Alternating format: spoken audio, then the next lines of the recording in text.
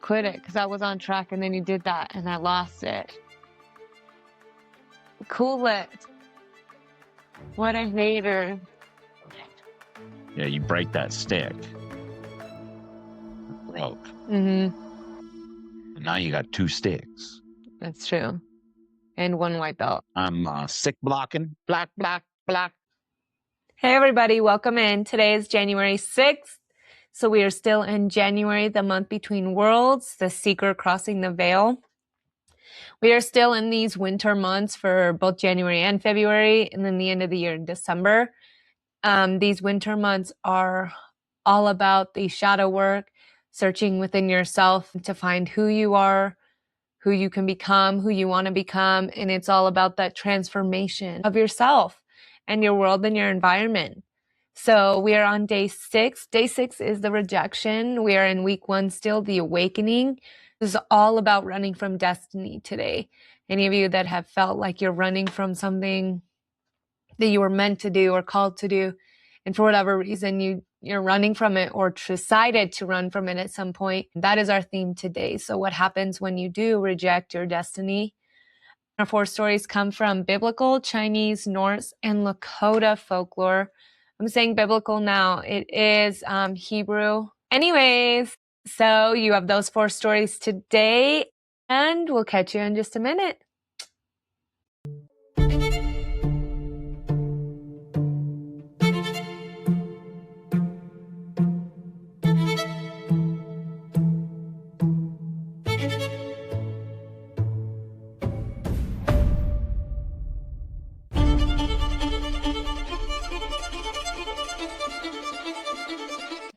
Before we begin, I want to take a moment to honor the cultures behind the stories we are about to explore. The tales shared here come from many peoples, lands, and traditions. I do not change these stories to fit modern expectations or to align with today's social standards.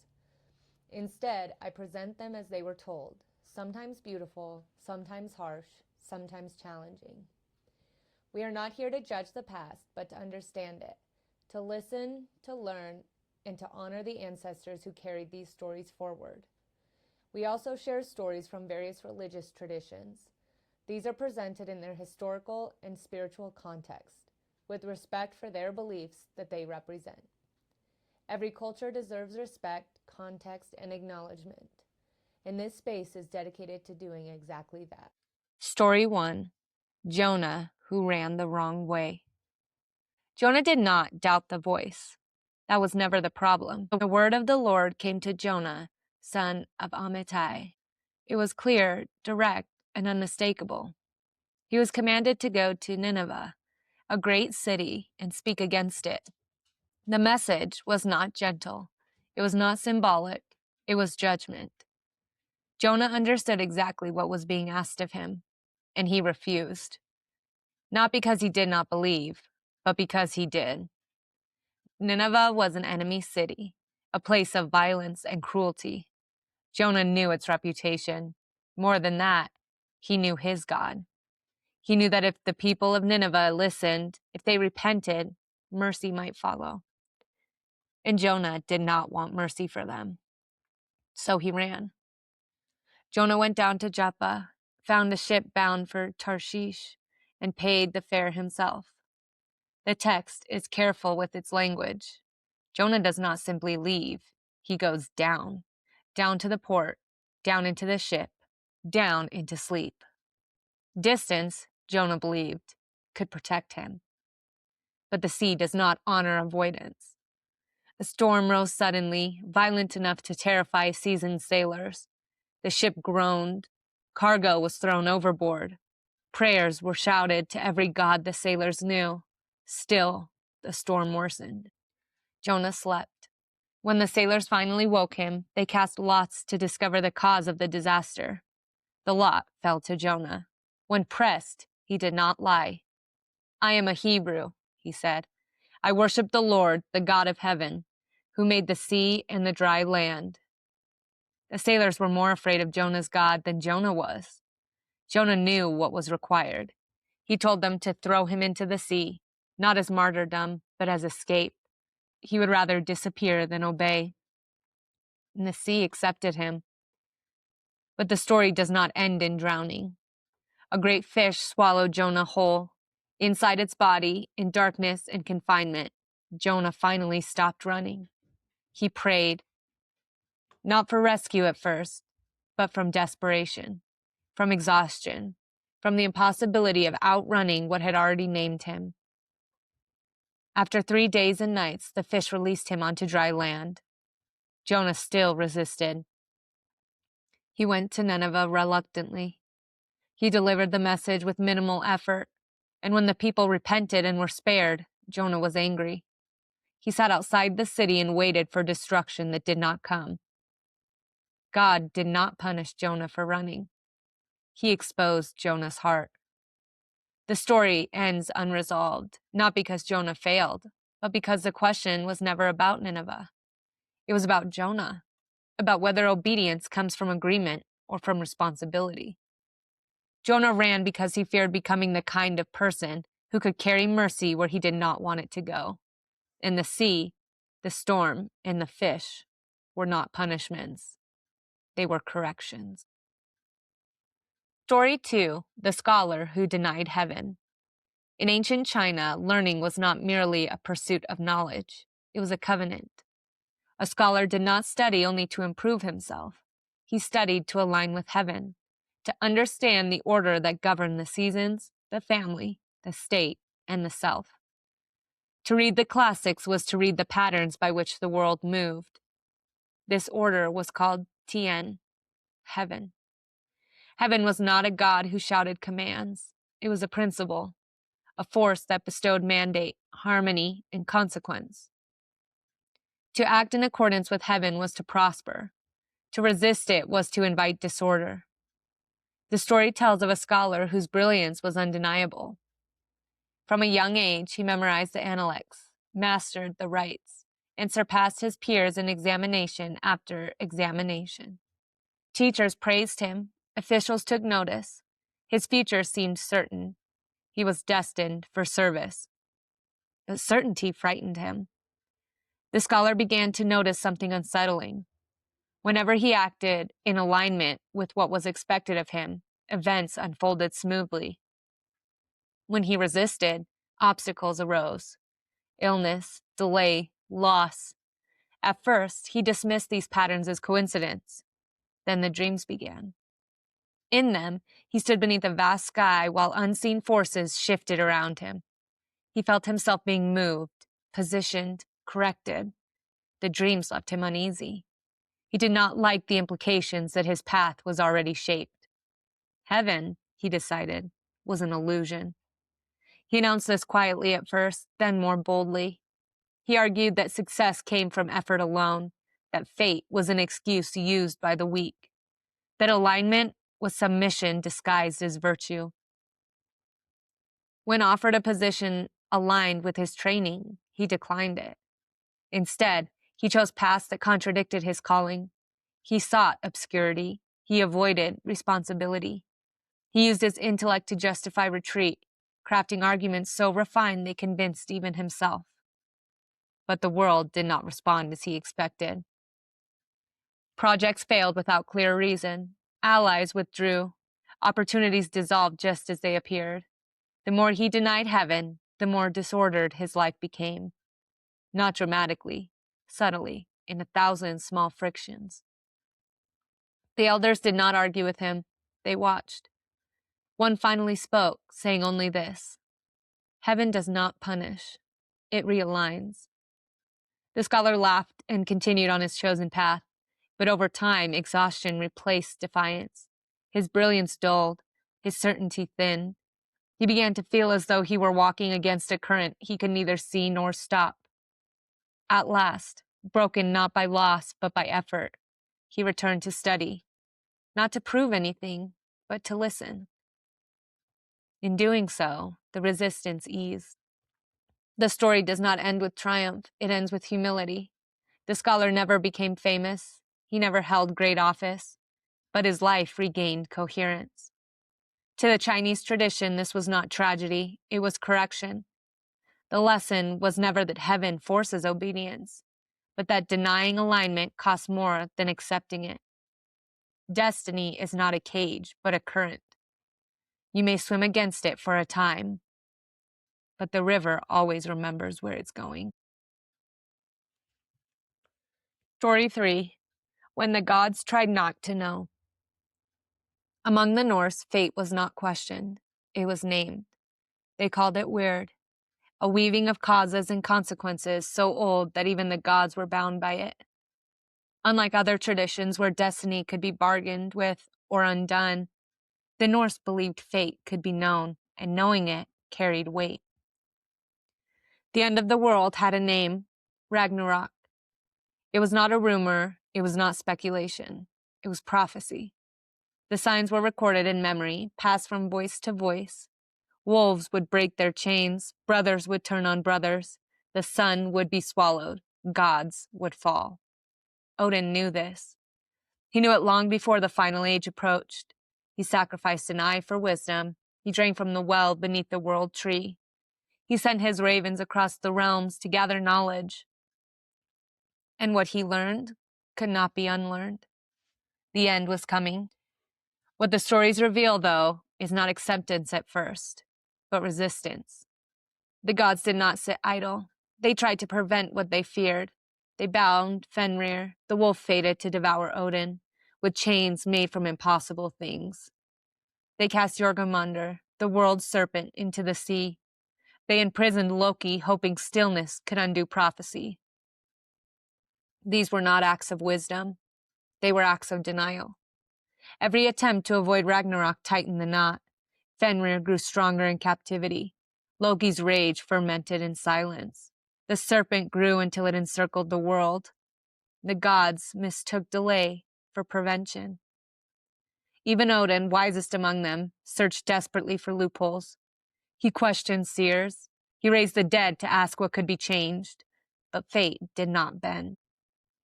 The stories say Ragnarök did not arrive suddenly. It advanced slowly, through ignored signs. Winters lengthened, trust eroded, oaths broke, hospitality failed. These were not random evils. They were symptoms of resistance. The world itself began to reflect the gods' refusal to face what was required. When the final battle came, the gods fought bravely. They did not flee, but their earlier avoidance had shaped the outcome. They met fate unprepared, having spent their strength trying not to become what destiny demanded. Yet the Norse do not tell this story as despair. They told it as instruction.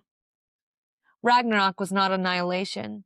After the fires cooled and the waters receded, the world rose again. New gods walked the earth. Humanity survived. Life continued. The tragedy was not that the gods died. It was that they delayed becoming who they needed to be. The lesson was clear. Fate does not punish resistance. It outgrows it. And those who spend their lives avoiding their end often miss the chance to meet it with honor. To the Norse, courage was not changing destiny. It was facing it without flinching. Story 4. The boy who ran from the vision. Among the Lakota, a vision was not imagination. It was a summons. From childhood, people were taught that certain dreams did not belong to the dreamer alone. They arrived with weight.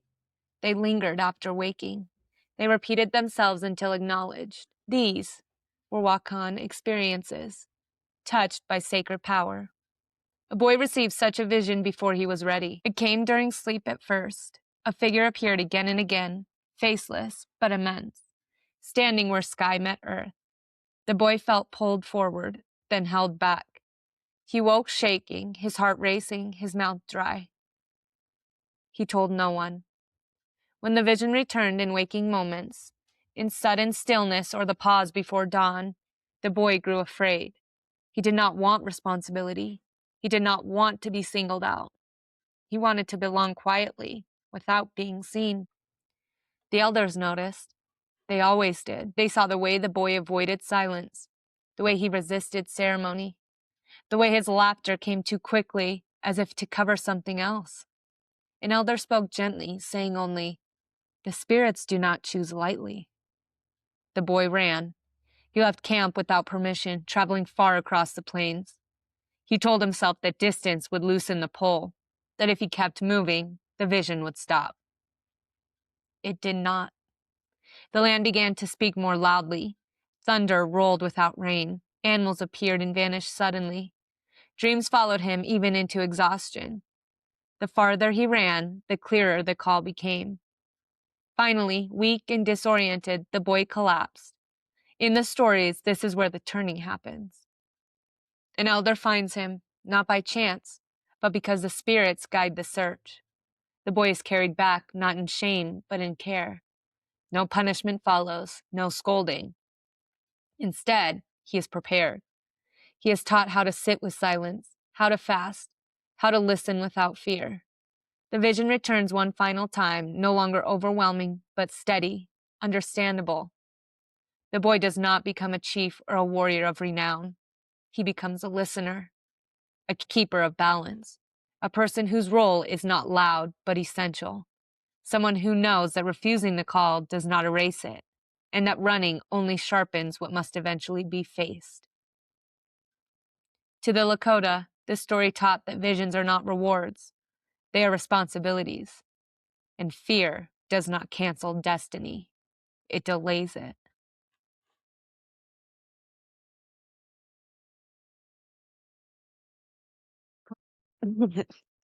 Hey, everybody, welcome back in.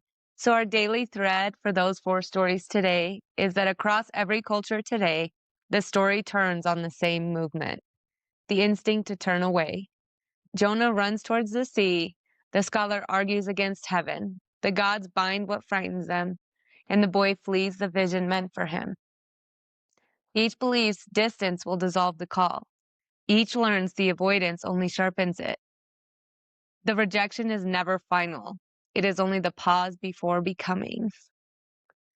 So I guess before we dive into any specific, right away you said that these felt like they just aligned Yeah. with you today. Do you want to kind of jump in that? Explain that for us? So, the way it aligns, I guess, with me is just it feels like every story was about following that sign, right? Following your path, vision, whatever it is. Or, you know, times are going to be rough and they don't need to be. Not because you're getting punished, but because that's not where you're supposed to be. So it's going to be harder. And I feel that.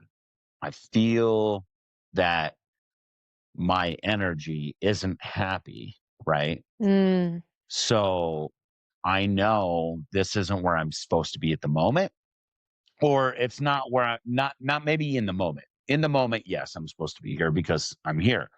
But just very soon I won't be. And I think my energy is just kind of picking up on that. Um, but just all the little things. So it's like, wait, am I missing a sign? Did I look at that the right way? Like, did I interpret it in the way that I was supposed to where I am on the path that I am supposed to be? Because dang, sometimes it feels harder than it should if I'm on the right right. path, right? Like it should flow easy. Mm, That's not necessarily true. Um, it sounds better. I'd prefer it, but ultimately, and at the end of the day, I think we still have to prove that that's what we're doing and what we want to do instead of it just getting given to us, because then we're not going to respect it.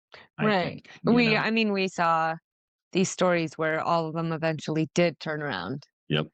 They did go, okay, fine. You know, interesting though that Jonah wasn't so much as like turning from his destiny. It was like he was turning from mercy. And to Yeah. wield that power and then to have to give it to someone you do not believe um, is worthy of it. I don't know. That was kind of interesting that I never knew that. No, me neither.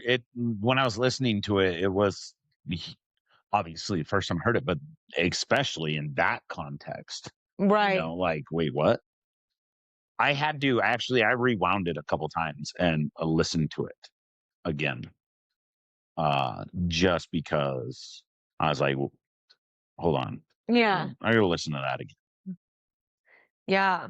I know that the story that I was really, really excited about, and I liked reading it too, just in general, is the ones with the gods, the Norse gods, Mm. and how they, you know, ultimately had to face it.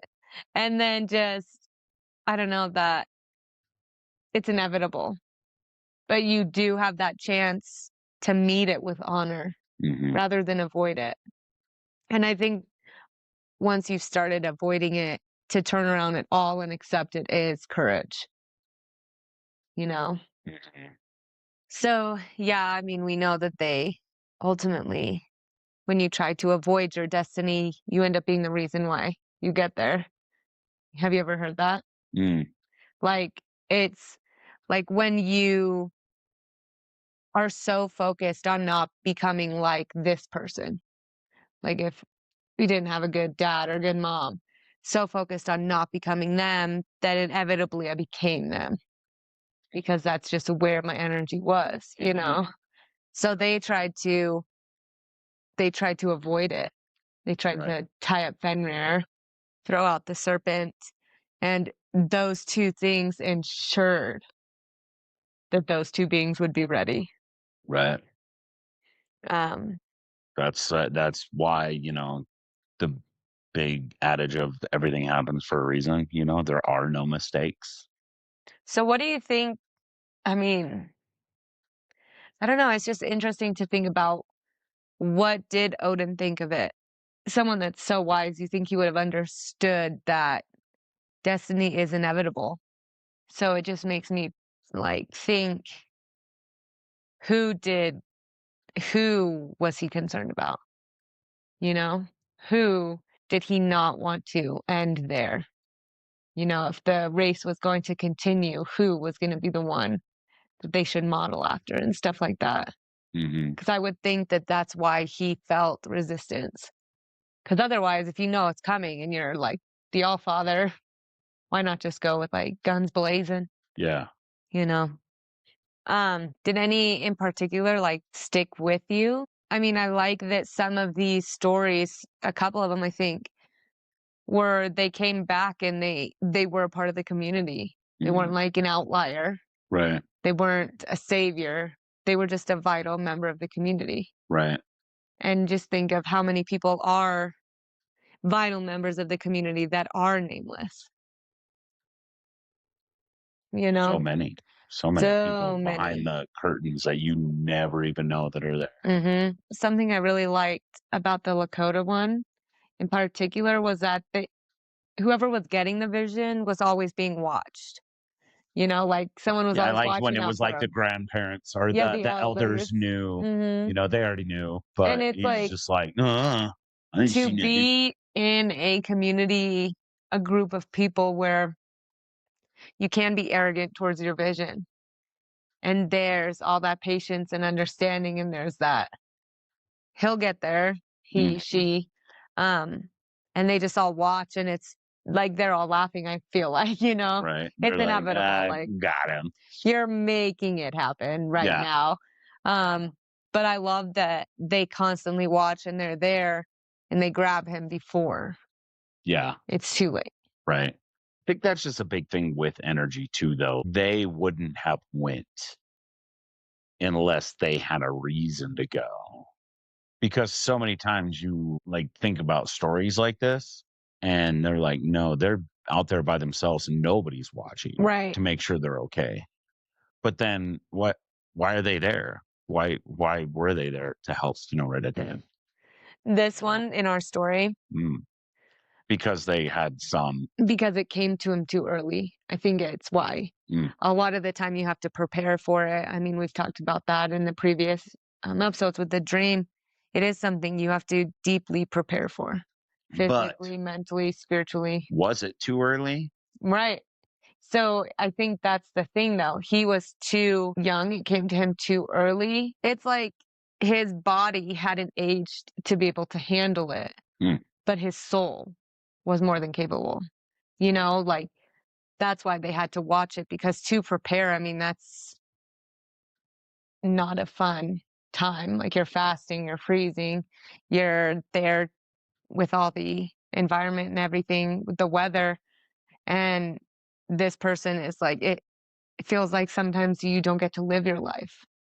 Like destiny is thrust upon you before you can even take a breath to know if you'll accept it or not, you know? And I think that's kind of what this one was. It comes when it's meant to, and you may think it's early, you know, but that's, I mean, you can delay it just a tiny bit, I guess. But that's us as humans and our ignorance of we always think we know what's right. Just like an adult looking at a kid and being like, we've been there. We know what we're talking about. We are Mhm. correct, but we're not always correct as Right. adults, you know? I think that kind of leads into the reflection question. What part of me resists becoming? So, what part of me resists becoming? I think it's that part of me that knows there's no coming back. Like already feeling that disconnect with people around you a lot of the time, but knowing you're almost like fully out the door. And it's like, you can't come back. That's, I think, the biggest part about me that resists becoming. And I think that's why I'm like not feeling super well today. Yeah. Because like all that anger was just pent up, and it was just my old ego. Like, Right. so my ego is trying to shed. But when it's shed, like I know there's no going back. Yeah. And that's Like, something I've always used as a crutch. yeah, you break that stick. It broke. Hmm. And now you got two sticks. That's true. And one white belt. Kia. What part of you resists becoming? That part that you're just scared, you know? Mm, You're it's like a then what, you know? the free fall. Am I ready for that? Like, am I sure this is what I want to do, but can I do it? Like that whole you're questioning and everything, Not climbing back up that huge mountain, you you know. know, like this has got to be it. Hmm. And then once you make that decision, it's like, ugh. And I'm like right there where I want to jump, but it's like at the same time you want to be responsible, you know, because what if the chute breaks? What if going down a hill, my skis fly off? I mean, you know, whatever analogy you want to use, Whenever want to have a what if at the end. that's the part. Like, Like, what if I had taken that leap but you then? didn't. So there's no need to even think Exactly. about it. Okay, so then today your task is to write down one thing that you've been avoiding or postponing, even quietly. So you're gonna bring in the resistance into light where it can be named. So where you're resisting in your life, something you've been avoiding or postponing. Think about it. So, like when I Why? was postponing going to the gym, Yeah. it's obviously no longer happening. But for instance, I wasn't going to the gym because XYZ. But it's like what was making you resist it. You want to bring that to light. Hmm. I wasn't going to the gym, or was like postponing it because God, you have to start over from scratch. That's Yeah. like my biggest thing.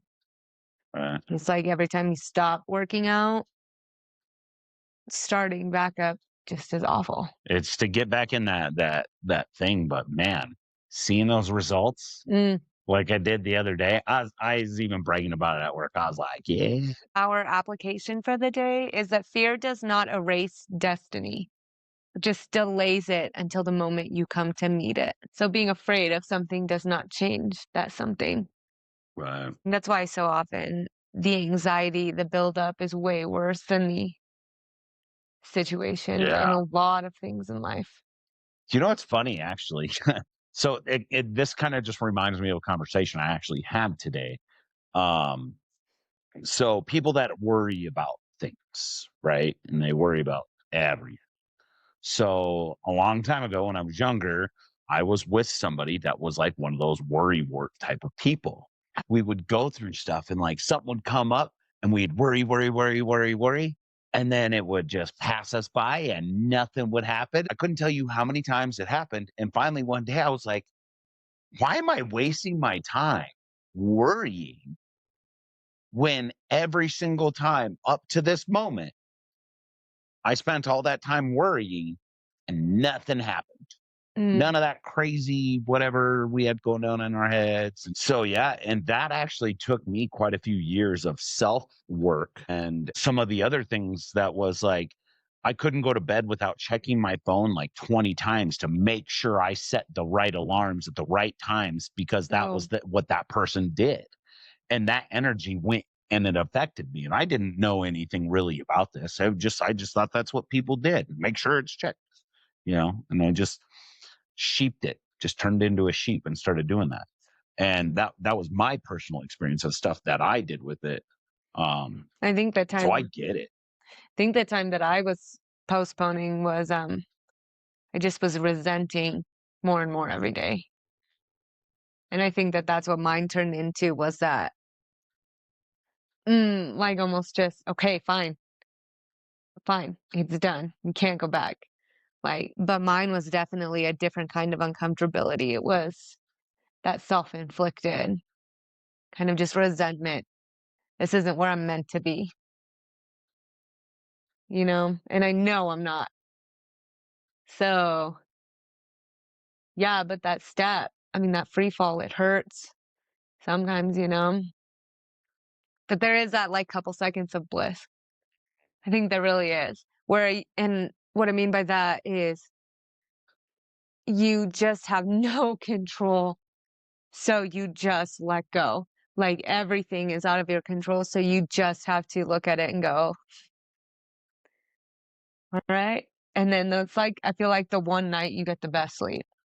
It's like the kickstart. Like maybe that's the rubble coming up from hitting rock bottom, because you took the leap and you didn't realize you're not all of a sudden at the top. You're just at the bottom of a new mountain. And now you're just like, but the view just looks so much better on this one. I feel like that would be me.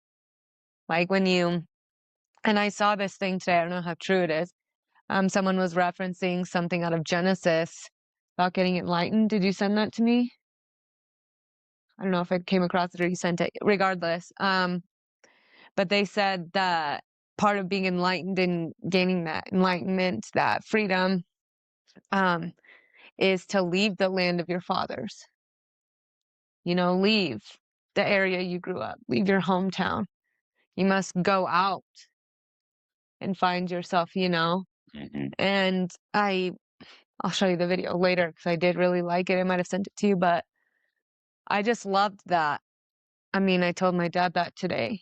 Like, I really don't know how long I'm going to be here. Nobody does. Right. And I'm just like, dude, it's just, this isn't it. No. And as much as you can say, oh, every town is the same. No, it's not. Because nothing compares to your hometown. Like, it's either the worst or the best place. Right. Or it's just the place you tolerate.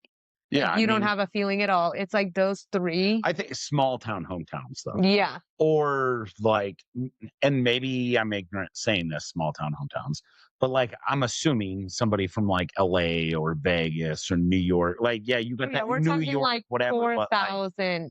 Yeah, like the small town America. Yeah. Towns.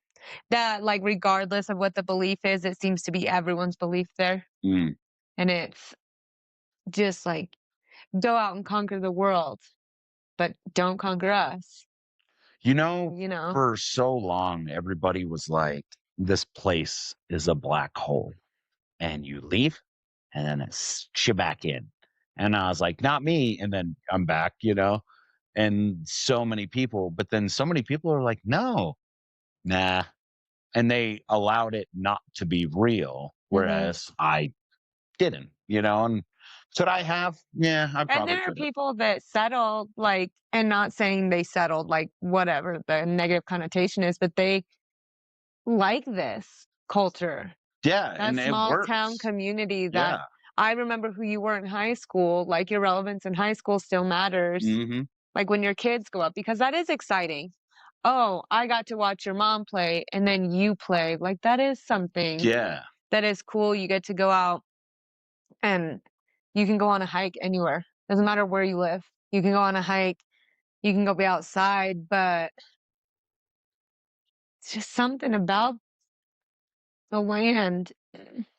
It's like it's been so dug into. I mean, you have an abandoned mine shaft everywhere you go. It's been so dug into that it's like tired. Yeah. And I feel it. Yeah. It's like, wonder if that's a sign that our mine's gonna close soon. You know, the land's getting tired. Yeah. No, best get to moving on. Best get to getting. They just have so many. I don't think the Matrix will let this one close. This This town one. is too significant for weirdness. Yeah, it's like someone like it's crazy. I don't know, it's so funny. Things that you used to be afraid of though, that now you're like, what? Like I used to be afraid of running into people that I walked away from because I set a boundary. Yeah. I'm like, oh my gosh, now I have no friends. Like, Oh, and now like I see them and I'm like, why was I scared? what? I have so many questions for myself. Like I just sit there and I'm like, but then I think they must think the same thing. Yeah. Like that version of me that they got, they're probably like, You? Who is that? but then there are people that got a really good version of me, Yeah. you know, and that's all they saw. Mm-hmm. Very rarely did I allow that to happen. But I know that there are some people out there that, Got that. yeah. And because I intentionally did that for them. Thank you. I appreciate that. Yeah. Yeah. And then it's all my weirdness That's the where I best. like just come up and lick your face and bite your arm and stuff. Just the cool things in life. Oh, you know what? Chicken butt. It just crossed my mind. The movie The Gray that I had you watch. Liam Neeson, the wolf. They crash. They're like working in Alaska and they crash in the wolves. Okay. Yeah. And how that's like my favorite poem. It's like 4 lines. Mm-hmm. But was just delaying the moment they were gonna reach their destiny. And he delayed it, and delayed it. And I mean, talk about it doesn't matter what you want. Destiny is destiny. He walked right into the place he was trying to avoid. Right. Like that is, and the way he just laughs at it is like, all right, well, we're here. You're here. This is cool. Like I won't, that's the thing though, I won't outrun you. My best chance is to face you head on. Yeah. Which For this circumstance, Mm. there's nothing you can do, but, I don't know, what a way to go. We don't get those kind of deaths anymore. That valiant, like, No, you do. It's bout them, of courage. fools that run out into the woods and hug Yogi. But Yogi is a 12-foot grizzly bear that likes to chomp on weirdos' heads. Going back though, I mean, we don't get those epic things anymore. Like, what is our fear now to what it used to be? Like, is it way worse now, what we have to be afraid of? Or is it way easier? Like, I don't have to worry about being impaled every time I'm outside my house. You know? I don't have to worry about, like, any of these, like, wild animals coming in. I mean, even where we are, they'll run off and everything, but I don't know. I think kind of- it's circumstantial. I think just the fear changes, but I think the fear can be the same amount measure For what you know it to be. exactly. So, But can it be? Because then I think back, and I'm cutting you off specifically for this example, looking at soldiers before and after war. That's a whole different, you might say that's not all fear. You know, people out there might say that's a lot of other stuff, but that's a lot of fear. yeah, And I mean, that drastic change. And then you see other people endure serious fear and they come back the opposite. Like they haven't aged and hardened. They come back free. like lighter. Have you ever noticed that too? Let them go. No, I would like to see some of those references because I know the one that you're talking about. If anybody doesn't know, there's a World War II vet, Yeah. young guy, maybe 18 years old, What's that? 18, I early don't even 20s. I don't remember. know, a young guy, and his before and after pictures were The drastically. Yeah, like It's the sad. indents and everything. And we're not talking like prisoners of war. We're talking No, soldiers, yeah, you just know. he aged, Hmm. and it was just The heart-wrenching. atrocities. So, Yeah, like what you see but then is okay, so then I think the opposite is the girl, what was her name? Valerie or something? In V for Vendetta, when she is broken to the point where she no longer is afraid. She was so afraid for so long, he yeah, broke that. And it's probably, I would argue, one of the greatest films of all time. It's so relevant to today. But her walking out into the rain, it was just like she was shedding herself. Like, I think that's why that moment's so powerful. Like, he's watching her liberate. It's that thing that we all want, yeah, is to witness someone and be witnessed. But seem to like forget that it's ugly a lot of the time right. and it's painful. And it's a lot of like that late night not feeling like you can make it through to like questioning. That's fear. I heard, fear is healthy, fear is good, but panic will kill you. 100% panic will kill you I heard that and others. in Chasing Mavericks. Yeah. Chasing Mavericks. That show where that young surfer, he was like 14 and surfed that giant maverick. Was it? Nothing was gonna stop him. Talk about accepting your destiny, accepting your crappy circumstances, accepting the luck of who lives next door Mm-hmm. to the burden of having to save him in return. Just to like be like, hey, I had the coolest life ever. Peace, guys. Like, remember me, Yeah. but they do. I could just imagine how many signs there are that Mm-hmm. he's with them. Right. But that's like that epic. What do we have that's like that here? Oh, speaking of like signs and stuff, um, randomly it was brought up too. Besides those couple things that I was telling you about, my name and the number or whatever, it was also brought up that just all kinds of hummingbirds and like, Mm, yeah, it's so like that got brought up. Like, so the thing for yesterday of seeing the seeing the animals signs, and yeah, stuff. that we were looking for all week. Yeah, and mine, it was funny because mine weren't natural. It wasn't out in the natural world that I saw and or But heard. it was manipulated through nature. Yes. That's so It cool. had to do with nature, but because nature couldn't get to where I was, it still found me. It still got brought up, and I thought that was really cool. That is So really I cool. figured that, and it's relevant to today's conversation, so why not Hmm. bring it up? Yeah, I love that. Thank you for doing that. Yeah. Mine was just the snow. Mm, I feel like it just seeing it felt really good and clean, and then just when I laid down, it just felt heavy, mucky. Like it felt like the weather today, mm, like mucky and angry that anyone would leave a stain or a pattern in me.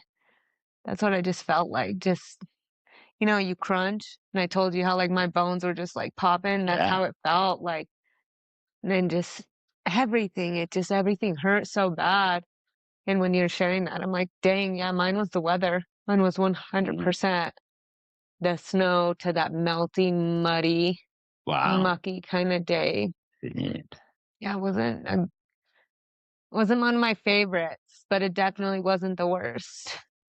Yeah. So if anybody doesn't know, today she is not feeling good at all. Mm, And energy's being aligned when I got off, I had a message that my daughter was also extremely sick and crying. So it's one of those things where moving into that like first year, the cycle. I'm sick blocking, black, black, black.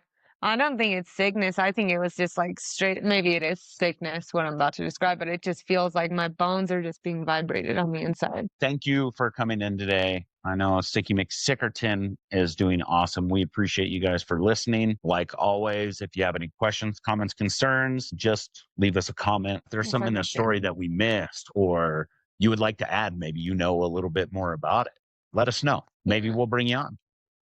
Maybe. Maybe. Not until I'm feeling better. So tomorrow? Yeah. Probs. Probs. Probs tomorrow. Okay, bye. Thank you for walking this journey with me today. These stories are more than folklore. They are the heartbeat of our world building, the inspiration behind our characters, and the soul of the Legends Reborn Chronicles. By exploring these tales, we honor the past, ignite the present, and breathe life into the legends we're creating together. To see more of Mark and I, as well as additional scenes, discussions, and healing, check the links below that will lead you to our various social media platforms.